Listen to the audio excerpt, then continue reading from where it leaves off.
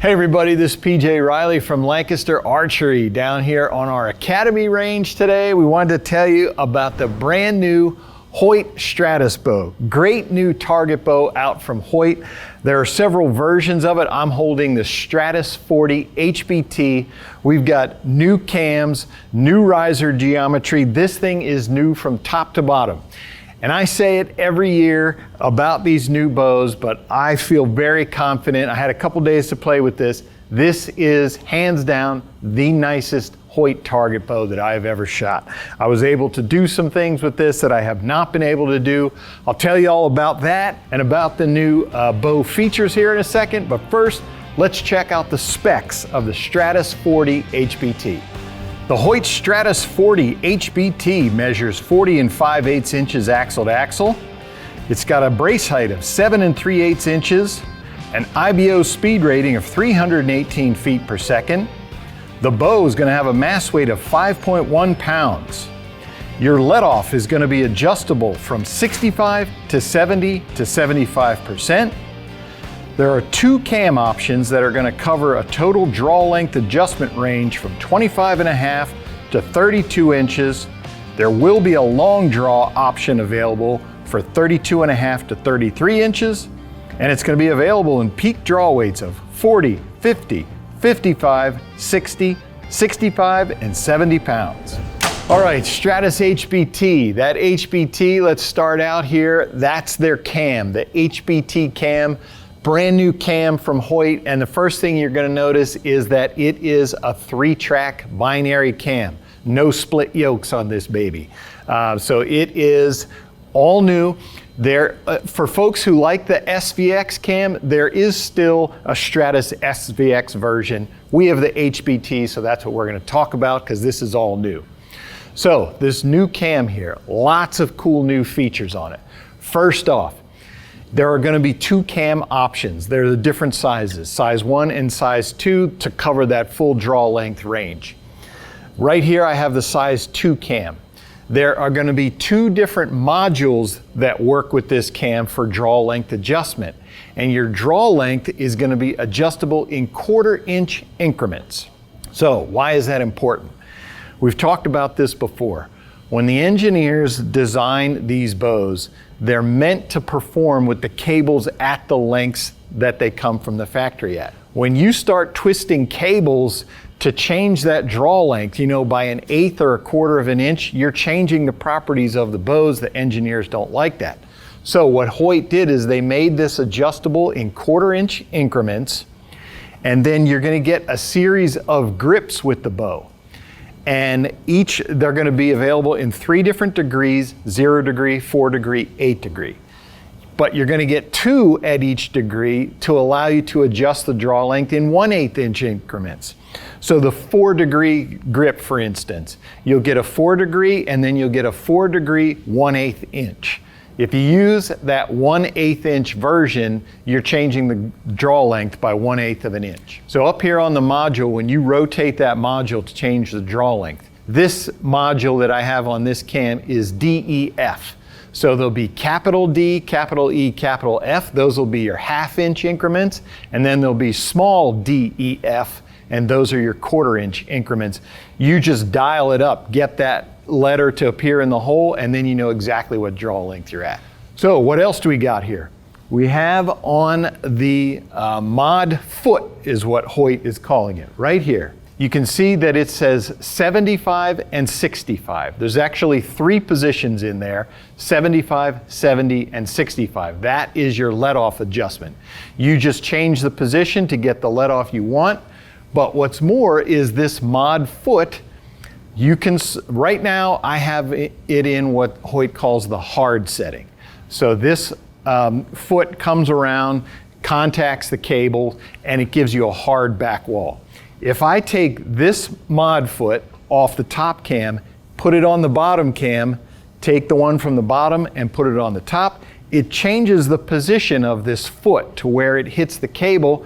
Then you're going to get a soft feel. So you get to customize that, set it to how you want it. So with the HBT, what I noticed with this cam is that 75% is where I'm able to activate my hinge release the best.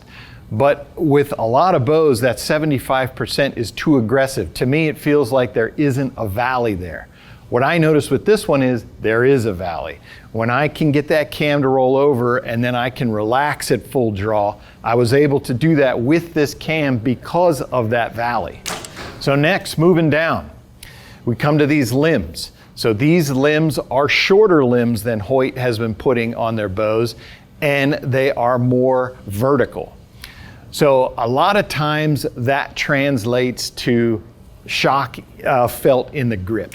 You don't feel that with this. I had some time to spend with a lot of the Hoyt pros at an ASA recently, and one of the things that they were all saying was by pushing those limb tips up, they were getting this feedback that had everything going forward. So I didn't know what they meant by that, so I wanted to come back and shoot it. And when you shoot it, I did feel what they mean. It's not that the bow is jumping forward, but it's just that all your feedback from the bow is going towards the target. It's not going up or down or side to side, it's all forward towards the target, which just made it feel more stable at the shot. So that was something I noticed, but it is a shorter limb. Last year's Invicta had started off at the same angle from the pocket, but then it curved around a little more and leveled out a bit at the cam. This one, it's a more vertical position for those limb tips. And then, of course, we come down to the biggest change of all. Look at that riser. That is a big, beefy riser, and it is straight. This is a lot straighter than that Invicta riser. And what it did is it pushed this flex point of the limbs. Now this is behind your hand, whereas the Invicta was in front of your hand. So by changing that position, straightening the riser, getting that flex point behind your hand, what it does is it's a more neutral feel. The riser just balances better because everything is more centered behind your hand rather than in front of your hand. So it's super comfortable. And that big beefy riser, I mean, it's a shoot-through riser, which is typical for Hoyt, but they really added material to this, and this thing is super stiff. So all of these features that I'm talking about here, what it has done is killed hand vibration. There's virtually no hand vibration, and I guarantee you this will be the quietest Hoyt target bow you've ever heard. There is just not that loud noise. This thing is quiet. That was something that those ASA pros were talking about as well. They couldn't believe how quiet the bow shot. That's money. So coming down the bow, we have a new roller system for the cables here. No slide, we've got a roller that's just nice and smooth through the draw cycle. This thing has a really comfortable draw cycle. Effort at the front end, and then as I mentioned, you get that cam to roll over. You've got a nice valley at the back end, just holds nice. Part of that smoothness in the draw cycle is thanks to this roller system here that Hoyt has. And it is fixed, so you never have to worry about this thing moving. It's not going anywhere. It is locked into position. Then as Hoyt's been doing the last couple years, you've got multiple positions in the back, multiple bushings for your stabilizers, one in the front. You're of course going to see these extra holes underneath. So if you use one of the Hoyt stabilizer mounts, you can put a lockdown screw in underneath of it to keep that mount from moving. That's what that extra hole is there. So you do have two holes in the riser here for mounting your rest, two burger holes. If your rest has room to get two bolts in there, you can put two in, but it also has the dovetail cut in the back for any of the rests. Right now, QAD is going to be the one you would use that has a dovetail mount. You can mount that to this riser. It is machined, the dovetail is machined into the riser. So I talked about the grips, how you can change them out. You can see right here, you've just got your screw holes in there. Take those out, and then the grips come off. And so you can swap out those grips. You know, Hoyt will send you the 0, 4, and 8 degree, or any aftermarket grips. This is a modular system, so you can change that out. And it is a super comfortable grip. Again, with that riser, with that new riser geometry, it just feels different in your hand now. The balance point is different.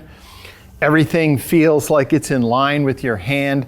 It just enables that to hold really steady at full draw. That's it. I should also mention, you know, I have the Stratus HBT 40 here. I told you there's an SVX version as well. There's also a 36-inch version if you like a little shorter axle to axle, and that's gonna have increased speed too. Okay, so shooting the bow. So this was the exciting part for me. Just getting this in my hands and going out on the line. I set it up. I just set my center shot, you know, simply I eyed it up. I set the rest, went out, got a bullet hole. It was super simple to set up. I had no problems there. Then when I got out there to shoot it, I would say that this bow, it has that Hoyt feel to it. You could tell it was a Hoyt, and yet it was different from any Hoyt that I've ever shot, any Hoyt target bow. It just holds unbelievably well at full draw. Even coming through the draw cycle, again, it's got this big beefy riser. I think that weight in the riser helped me hold it steady as well. Draw cycle is super nice, held super steady. I tend to see a lot of pin movement when I come to full draw, especially at 75%. That's what really got me, that I could shoot a bow at 75% and, you know, come back to full draw. I was able to relax. I could, you know, set my bow arm, get my back shoulder set, and then I wasn't worried about, you know, if I creeped a little bit or if I relaxed about it pulling my shoulder forward. I could stay relaxed, work through my hinge, and it would fire. And so I'll say the very first, I set this up, went to our shooting center, shot a game. My very first game, I shot a 298 with 20 X's. It just shot perfectly, and you know, the first 3 ends, I didn't miss an X. I dropped 9s in the later ends, which was when I was starting to get fatigued. I could feel it. I haven't been shooting indoor in a while. But it was just incredible to me how well I was able to shoot this bow. It was surprising. I was not expecting that. This thing shot great. So, and my experience with this bow was matching what I was hearing from the pros. You know, those Hoyt pros, Tony Tazza, Jesse Broadwater, Tate Morgan, Donnie Thacker, all those folks. We were spending time with them at the ASA, and of course they have a lot more experience with Hoyt bows than I do, but it was interesting to hear them talk about the things that they noticed with this bow that I then noticed when I came out on the line. So, and it was the same thing. They were talking about how steady it holds, how quiet it is, how the feedback is positive, the bow doesn't jump. Just a super comfortable, well-shooting target bow. What more can you ask for? All right, so that is the Hoyt Stratus 40 HBT. Great new target bow from the folks at Hoyt. I'm really excited about this one. I'm really excited for all of you to get to try it out. If you like this video, give us a thumbs up. If you want to see more videos like it, subscribe to our YouTube channel. Don't forget to click that bell to get notifications whenever we put out new videos. As always, if you have any questions, you can visit us at LancasterArchery.com.